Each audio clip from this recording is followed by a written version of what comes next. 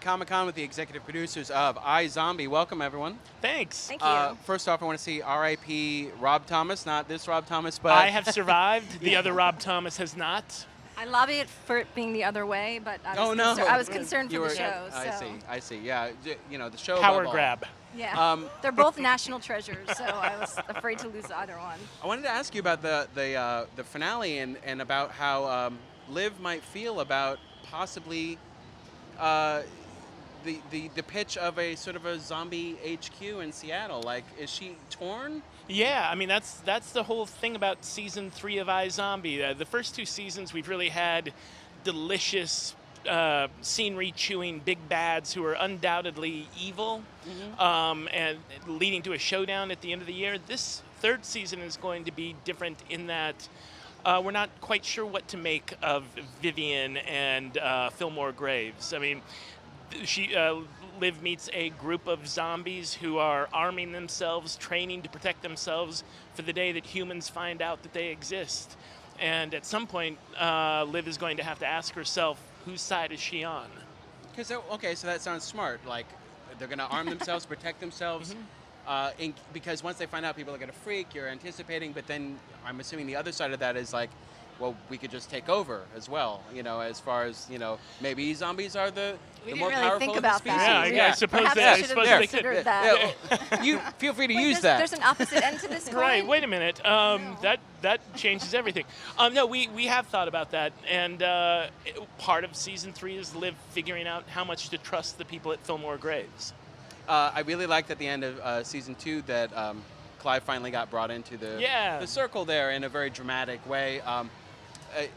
What was that always sort of the plan? Like, we're going to have him 1 season, 2 seasons, it's time to bring him in? Or was that something you just felt going through season 2 that needed to happen?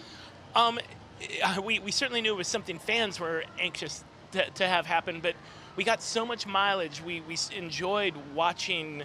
the Babineau look. Yes, the Babineau look when Liv was doing her crazy things, and we thought, well, will we be erasing a source of great joy to us with Clive trying to figure out why is she behaving this way? She just always makes that look whenever she does anything now, so we're set.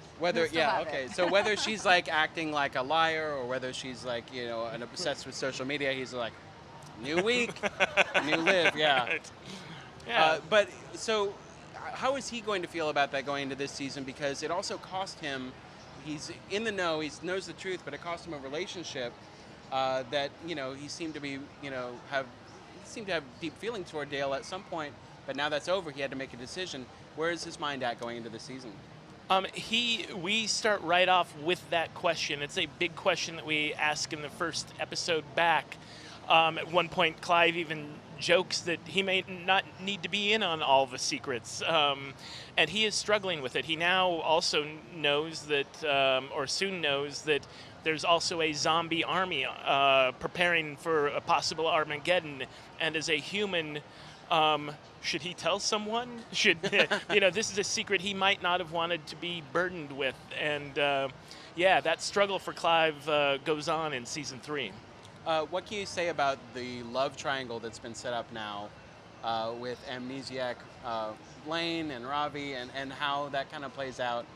I can't say anything.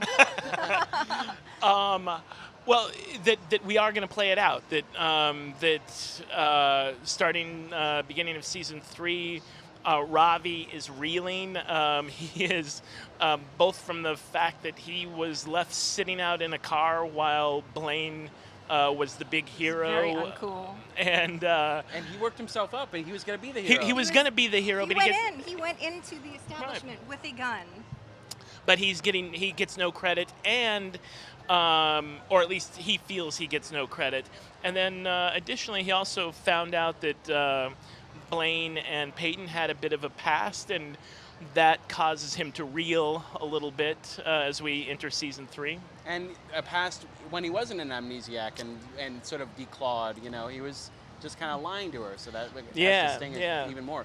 I'm trying to think now, with Clive being brought in, everyone's in the know right now. All of our main characters. All the main characters. I would assume that services season 3 well, given that big storyline you were talking about with the zombies. You don't really want stragglers at this point, right? Yeah, that's the hope. I mean, part of it is, we got a lot of mileage out of people being in on secrets and out of secrets, but Liv says right at the top of season 3, okay, from now on we're the No Secrets Club, and we're going to tell each other everything. And so they are much more of a group.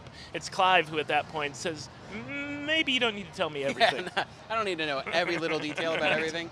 And finally I want to talk about Major, who is a character whose arcs I always enjoyed just because he went from season 1 being institutionalized, season 2 in prison. Like, what rock bottom is next for space? Just banishment, exile to outer space. We're going to put him in a pod and just eject him into outer space. And if he comes back alive, I think he's earned a place in Seattle. What he's going to discover in the wake of this Chaos Killer stuff is that it's like that he's like OJ. OJ, I said that strange. He's like OJ. Like the OJ. OJ, yeah. I know, that was very weird. But that he walks around Seattle and people recognize him, and even though the Chaos Killer victims will emerge, people still suspect that he had something to do with it. Something is wrong there. Yeah. That something is wrong. So here's a guy who has viewed himself as a hero and somebody who's done everything for the right and good reasons, who is viewed by the people as unheroic.